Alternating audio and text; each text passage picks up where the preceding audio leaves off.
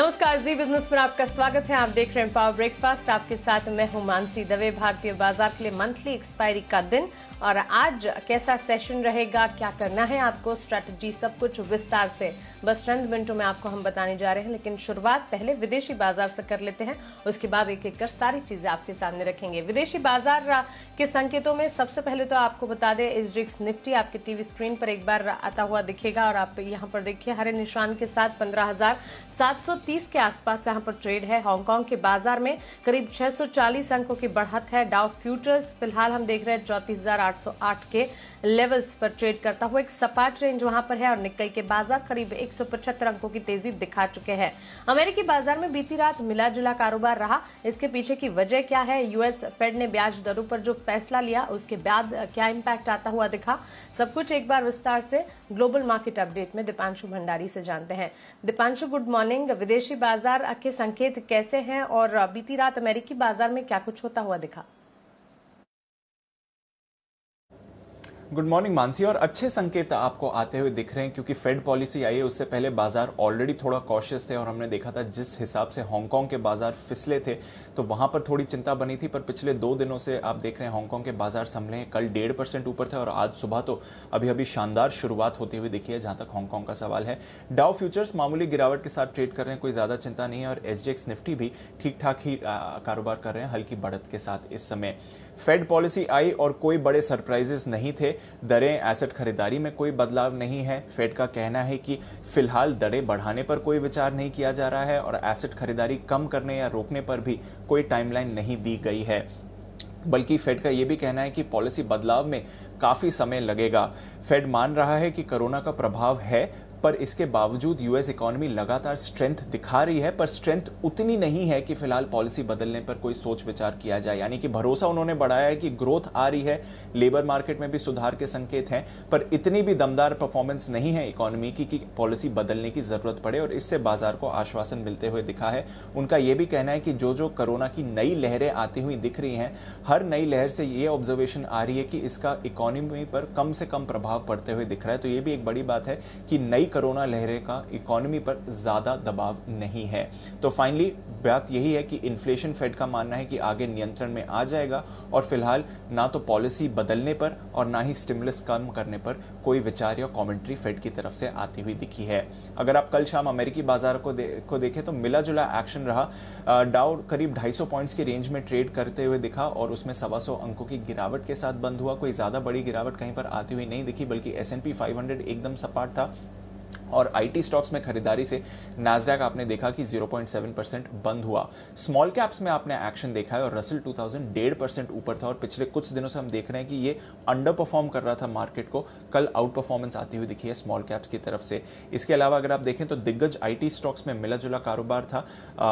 आपने देखा कि अल्फाबेट 3% उछला, हालांकि एप्पल और माइक्रोसॉफ्ट जहां पर दमदार नतीजे आए थे वहां पर एकदम सपाट एक्शन रहा। फेसबुक का शेयर नतीजों के बाद 4% टूटा क्योंकि ग्रोथ पर उन्होंने सुस्ती का अनुमान जताया है। इसके अलावा आपने देखा बोइंग और फोर्ड यहां पर अच्छे नतीजे आते हुए दिखे और साथ ही आज अमेजॉन के नतीजे आएंगे जिस पर बाजार की नजर है। इसके साथ ही यूएस का Q2 जीडीपी डेटा भी आज आने वाला है। अनुमान 8.4% से 8.6% की ग्रोथ का है, तो एक और इंपॉर्टेंट ट्रिगर आज शाम के लिए रहेगा। बॉन्ड यील्ड वहां पर और दबाव से ट्रेड कर रही है 1.23% के करीब। यूरोप के बाजारों में आपने तेजी देखी है, कोई परेशानी नहीं थी। अमेरिकी भंडार गिरने से कच्चे तेल को सहारा मिलते हुए दिखा है और फेड की पॉलिसी के बाद हमने देखा कि सोने के दामों में एक रिबाउंड आया है, हालांकि डॉलर पर दबाव है। तो ओवरऑल ठीक ठाक ग्लोबल क्यूज आते हुए दिख रहे हैं और फेड से कोई बड़ा सरप्राइज नहीं आया और एसेट खरीदारी या रेट्स पर कोई कॉमेंट्री भी नहीं है, तो फिलहाल कोई चिंता की बात नहीं है। बिल्कुल दीपांशु, शुक्रिया ये विदेशी बाजार के संकेत बताने के लिए। तो कोई चिंता की बात फिलहाल नहीं दिख रही है। ग्लोबल मार्केट से जो क्यूज आते हुए दिख रहे हैं उन्हें पॉजिटिव साइड ही ज्यादा है। चलिए आगे बढ़ते हैं और अब जान लेते हैं कि कल के कारोबारी सत्र में संस्थागत निवेशकों ने क्या किया है। कैश मार्केट में एफआईएस की बिकवाली है तो वायदा बाजार में एफआईएस की खरीदारी है।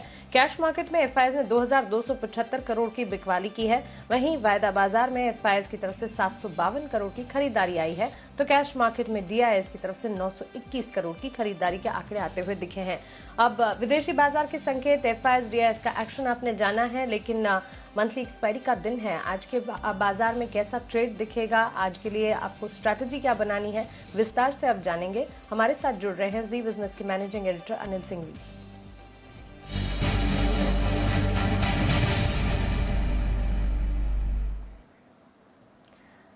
Anil sir, good morning. विदेशी बाजार से सर ठीक ठाक संकेत आते हुए दिख रहे हैं। भारतीय बाजार के लिए मंथली एक्सपायरी का दिन है सर, क्या आज का सेशन वॉलेटाइल रहेगा और स्ट्रैटेजी कैसी अपनाएं, आज के लिए कैसे प्ले आउट करना है? Good morning Mansi. देखिए, कल के सेशन को देखते हुए तो ये आज का सेशन का अंदाजा लगाना आसान काम है कि वॉलेटाइल रहेगा, और उसके ऊपर मंथली एक्सपायरी का भी दिन है, तो हम उम्मीद करके चल ही सकते हैं कि थोड़ा बहुत तो ऊपर नीचे होना ही चाहिए। कल तो बिना किसी खास वजह के काफी वॉलेटिलिटी दिखी है, तो आज भी उम्मीद कर सकते हैं कि हम मजबूत शुरुआत के बाद थोड़ी प्रॉफिट बुकिंग ऊपरी स्तर पर आती हुई दिखेगी। और उसकी वजह ये है कि एक काफी जो लॉन्ग पोजीशन है फंसी हुई है, तो अगर 15,800 के ऊपर निकल कर निफ्टी टिकता है तो वहां पर जिन जिन लोगों के प्राइसेस आते हुए दिखेंगे वो थोड़ी अपनी पोजीशन हल्की करने की कोशिश करेंगे भी, और वो ठीक भी है। 15,575, 15,625 आज के लिए सपोर्ट के तौर पर काम करेगा। संभावना कम है कि आज हम टूटें। वैसे अगर फिर भी टूट गए तो फिर कल का जो लो है 15,500, 525 तक की नीचे की जगह खुलती है, लेकिन चांस कम है। तो मेरा ये मानना है 15,575, 15,625 इसी रेंज में आपको थोड़ी खरीदारी और शॉर्ट कवरिंग आती हुई दिखेगी। ऊपरी स्तरों पर 15,800, 15,850 वो रेंज है जहाँ पर आपको प्रॉफिट बुकिंग आती हुई दिखेगी। डेटा जिस तरह से बने हैं वैसे 15,800 को पार करके टिक पाना थोड़ा सा चैलेंज होगा। हालांकि एक अच्छी बात यह है कि वायदा कारोबार में अब भी मार्केट थोड़े ओवरसोल्ड लेवल के आसपास है, तो यहाँ से थोड़ी रिकवरी बन सकती है। आइए बैंक निफ्टी की तरफ 33,900, 34,100 सपोर्ट रेंज है, और ऊपरी स्तरों पर बैंक निफ्टी में 34,800, 35,000 वो रेंज है जहाँ पर जाने पर बैंक निफ्टी में आपको प्रॉफिट बुकिंग और थोड़ी बिकवाली आती हुई दिखेगी। तो मेरा ये समझना है कल जिस तरह से हमने कमजोरी के साथ ट्रेड किया उसके मुकाबले में आज एक रिकवरी की उम्मीद कर सकते हैं। एफआईएस की डेटा कैश मार्केट में जरूर खराब है, लेकिन वायदा कारोबार में उतनी बिकवाली है नहीं, तो यानी कि थोड़ी बहुत फंड की डिलीवरी बेस्ड सेलिंग हुई है। एक्सपायरी की वजह से कल बाजार गिरा हो वैसा नहीं, तो एक्सपायरी की वजह से आज थोड़ी शॉर्ट कवरिंग मिल सकती है। एशियाई बाजार भी सपोर्ट करते हुए दिख रहे हैं, तो एक बार 15,800 के आसपास आए तो वहां पर थोड़ी पोजीशन हल्की करने के बारे में सोचना चाहिए। बिल्कुल अनिल सर, शुक्रिया ये पहली स्ट्रैटेजी हमें बताने के लिए। तो बिल्कुल उतार चढ़ाव देखने को मिल सकते हैं, और इसी के चलते हर स्ट्रैटेजी, हर लेवल जो हम आपको बता रहे हैं उस पर जरूर ध्यान दीजिए। पहली स्ट्रैटेजी के तौर पर निफ्टी में 15,575 से 15,625 इस दायरे को आप मजबूत सपोर्ट के तौर पर मानकर चलें। ऊपरी रेंज 15,800 से 15,850 की होगी। बैंक निफ्टी 33,900 से 34,100 इस दायरे को मजबूत सपोर्ट के तौर पर मानकर चले, और पहली स्ट्रैटेजी के लिहाज से 34,800 से 35,000 इस लेवल को आप ऊपरी रेंज बैंक निफ्टी की मानकर चल सकते हैं। चलिए आगे बढ़ते हैं और खबरों वाले शेयर्स कल बाजार बंद होने के बाद कौन से नतीजे और ट्रिगर्स, ये सब वरुण से जान लेते हैं। Varun, good morning. कल भी बाजार बंद होने के बाद कई सारी कंपनियों के नतीजे आए। Good morning Mansi. तो जाहिर सी बात है काफ़ी सारे कंपनियों के नतीजे आए, एक एक करके मैं आपको बताता हूँ। सबसे पहले नेस्ले, नंबर्स अनुमान से थोड़े कमज़ोर है। कंपनी के यहाँ पे जो रेवेन्यूज़ है 3477 करोड़ पे आया है, हमारा अनुमान 3,550 करोड़ का था। एबिटा भी अगर आप देखेंगे तो 834 करोड़ पे आया है, हमारा 875 करोड़ के आसपास का अनुमान था। मार्जिन देखिए 24.9% से घटकर 24% पे आए हैं, 24.6% के आसपास का अनुमान था। तो ऑपरेशनली भी नंबर जो है वो वीक है, और 538 करोड़ के आसपास मुनाफा आया है, 580 करोड़ का अनुमान था। तो अनुमान से हर पैमाने पर नंबर जो है वो वीक है। डोमेस्टिक सेल्स ग्रोथ 13.7% के आसपास रही।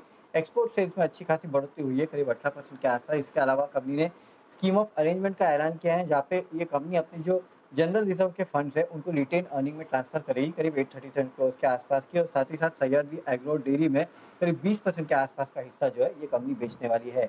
महानगर गैस, ये नंबर्स काफ़ी बेहतर है। रेवेन्यूज़ जरूर 14% गिरे हैं, लेकिन हमारा अनुमान 590 करोड़ का था, 615 करोड़ पे आया है। मार्जिन में अच्छी खासी बढ़ोतरी हुई है, 44% से बढ़ के 49.4%। मुनाफा जो है 204 करोड़ पे आया, 170 करोड़ का अनुमान था। तो नंबर्स महानगर गैस के अनुमान से बेहतर है। यूनाइटेड बेवरेज, यहाँ भी अनुमान से बेहतर नंबर्स है। रेवेन्यूज अगर आप देखेंगे तो 1,119 पे आए हैं, 1013 का अनुमान था। एबिटा अगर आप देखेंगे तो 96 करोड़ पे आया, मार्जिन 8.5%। 114 करोड़ के नुकसान के मुकाबले 31 करोड़ का फायदा या फिर प्रॉफिट कंपनी ने किया है, तो उसका आपको इम्पैक्ट देखने मिलेगा। कैश में हैप्पीएस्ट माइंड ठीक ठाक नतीजे है। रेवेन्यूज 10-11% बढ़े, मार्जिन गिरे 22% से गिर के 20.3%। मुनाफा जो है करीब 1.25% गिरा है, 36 करोड़ से घटकर करीब 35.7 करोड़ के आसपास ये आया है। रूट मोबाइल यहाँ भी ऑपरेशनली वीक नंबर्स है। रेवेन्यूज जरूर 4.2% बढ़े, लेकिन मार्जिन 13.8% से गिर के 12.1% पे आए हैं। मुनाफा जो है वो ऑलमोस्ट फ्लैट है, 35.5 करोड़ से घट के 34.3 करोड़ के आसपास रहा है। और फोनम कम्युनिकेशन प्राइवेट लिमिटेड में अधिग्रहण जो है, बोर्ड ने अधिग्रहण नहीं करने का फैसला लिया है। काफ़ी लंबे समय से ये अटक रहा था मामला। ओरेकल फाइनेंस यहाँ पे कंपनी की जो रेवेन्यूज है 15% बढ़े हैं, मार्जिन बढ़े हैं 46.7% बढ़ के करीब 50% के आसपास आए हैं, 50.7% इनफैक्ट। मुनाफा जो है उसमें 14% की बढ़ोतरी हुई है। जेएम फाइनेंशियल्स नतीजे अच्छे हैं, रेवेन्यूज करीब 43.5% बढ़े हैं, मार्जिन हालांकि गिरे हैं, लेकिन मुनाफा देखिए दुगना हो चुका है, 139 करोड़ से बढ़ के 274 करोड़। और आखिरी में सागर सीमेंट नतीजे अच्छे लग रहे हैं, रेवेन्यूज 49% बढ़े हैं, लेकिन मार्जिन गिरे हैं, 32.9% से गिर के 27.3%। मुनाफा 36 करोड़ से बढ़ के 50 करोड़ पे आया है। ऑलराइट वरुण, खबरें और साथ ही ट्रिगर्स आज के लिए कौन से इंपॉर्टेंट होंगे? देखिए, ट्रिगर्स में कुछ नतीजे जो आने वाले हैं। निफ्टी में टेक महिंद्रा, एफएनओ में कोलगेट, कॉनकॉर, दीपक नाइट्रेट, इंडस टावर, एलआईसी हाउसिंग, टीवीएस मोटर्स, पीवीआर जैसे नतीजे हैं जो आएंगे, तो यहाँ पे आपकी नजर होनी चाहिए। वहीं तत्व चिंतन फार्मा की लिस्टिंग आज होने वाली है, इशू प्राइस 1083 रुपीज़ है। महिंद्रा हॉलीडेज बोनस इशू पे बोर्ड विचार करने वाला है। इसके अलावा मेटल काउंटर्स पर नजर रखिएगा, क्योंकि चीन आज से रिजर्व्स के अतिरिक्त 30,000 टन कॉपर, 90,000 टन एल्यूमिनियम और 50,000 टन जिंक जो है उसको बेचने वाला है। पावर ग्रिड 1:3 बोनस शेयर की आज एक्स डेट है। इसके अलावा कुछ एक्स डिविडेंड एडजस्टमेंट देखने मिलेगा। एक्स डेट है इनके आईसीआईसीआई बैंक, डाबर, हमारा राजा। आईसीआईसीआई बैंक 3 रुपये, डाबर आईसीआईसीआई बैंक 2 रुपये, डाबर 3 रुपये, हमारा राजा 6 रुपये प्रति शेयर के डिविडेंड की एक्स डेट है। ग्लेनमार्क लाइफ साइंसेस आज आईपीओ का आखिरी दिन है, दूसरे दिन 5.78 टाइम्स भरा है ये। रोलेक्स रिंग आज आईपीओ का दूसरा दिन है, पहले दिन 3.84 टाइम्स भरा है। खुद को कुल ओएफएस को कुल ओएफएस जो है 2.9 टाइम्स सब्सक्राइब हुआ है। अच्छा रिस्पांस मिला है इस ओएफएस को। रिटेल का हिस्सा जो है हालांकि वो केवल 27% भरा है। इसके अलावा बीपीसीएल शिपिंग कॉर्पोरेशन पे यहाँ नजर रखिएगा, क्योंकि दीपक सेक्रेटरी का बयान आया है कि निरंजन इस्पात बीपीसीएल शिपिंग कॉर्पोरेशन का विनिवेश जो है इसी साल करने वाले हैं, और एलआईसी को FY22 की आखिरी तिमाही जो है उसमें लिस्ट करने की यह योजना है। एयर इंडिया को लेकर भी इन्होंने बयान दिया है कि यहाँ थोड़ी देरी हो रही है डिसइन्वेस्टमेंट में, लेकिन ये ट्रैक पे है। इसके अलावा टाटा मोटर्स पे नजर रखिएगा, क्योंकि पैसेंजर व्हीकल्स की कीमत जो है अगले हफ्ते से ये कंपनी बढ़ाने वाली है। पिछले एक साल में स्टील और जो बाकी मेटल्स की दाम बढ़े हैं, उसके चलते इनको कीमत बढ़ानी पड़ रही है। जुबिलेंट इंग्रेविया यहाँ पे east bridge capital master fund ने 26 जुलाई को 2.23% हिस्सा जो है उसको बेचा है। कंपनी में जो हिस्सेदारी है 5.61% से घटकर अब 3.38% हो गई है। कुछ और बड़ी डील्स जिसमें Anup engineering, PGIM India small cap fund ने करीब 50,000 शेयर्स यहाँ पे खरीदे हैं, और इक्विटास होल्डिंग में सीडीसी ग्रुप पीएलसी ने 46.04 लाख शेयर्स बेचे हैं। 130 के भाव पे बेचा गया है, और करीब 33.96 लाख शेयर जो है उनको भी 130 के भाव पे बीएससी में बेचा गया। तो एनएससी बीएससी में दोनों में मिला के करीब 75-80 लाख शेयर्स के आसपास जो है वो बेचे गए हैं इक्विटास होल्डिंग। बिल्कुल वरुण, शुक्रिया ये तमाम खबरों वाले शेयर्स और नतीजे में बताने के लिए। तो भरपूर खबरें हैं, बाजार जिस पर आज रिएक्ट करता हुआ दिखेगा। लेकिन हमारे खास शो बाजार आज और कल में एचडीएफसी सिक्योरिटीज के वीके शर्मा की ऑप्शंस की दमदार रणनीति, अब आप जानिए। हमने देखा कि जो मेटल्स हैं वो अच्छा कर रहे हैं, भले स्टील हो, एल्युमिनियम हो या अन्य मेटल्स हो, तो वो कंपनी अच्छा परफॉर्म कर रही हैं। तो उन्हीं में से एक स्टॉक चुनकर लाया हूँ, वो है हिंडाल्को। तो 420 की कॉल 14 रुपये 80 पैसे पे खरीदें, 11 रुपये 50 पैसे का आप रखें इसमें स्टॉप लॉस, और टारगेट आपका रहेगा 19। और दूसरा जो स्टॉक है जिसके अंदर मैं ऑप्शन सुझा रहा हूँ वो है L&T इन्फोटेक। तकनीकी दृष्टि से ये 4,400 की कॉल इसमें आप ले सकते हैं 120 रुपये पे। स्टॉप लॉस रहेगा 100 रुपये और टारगेट इसमें रहेगा 150 रुपये का।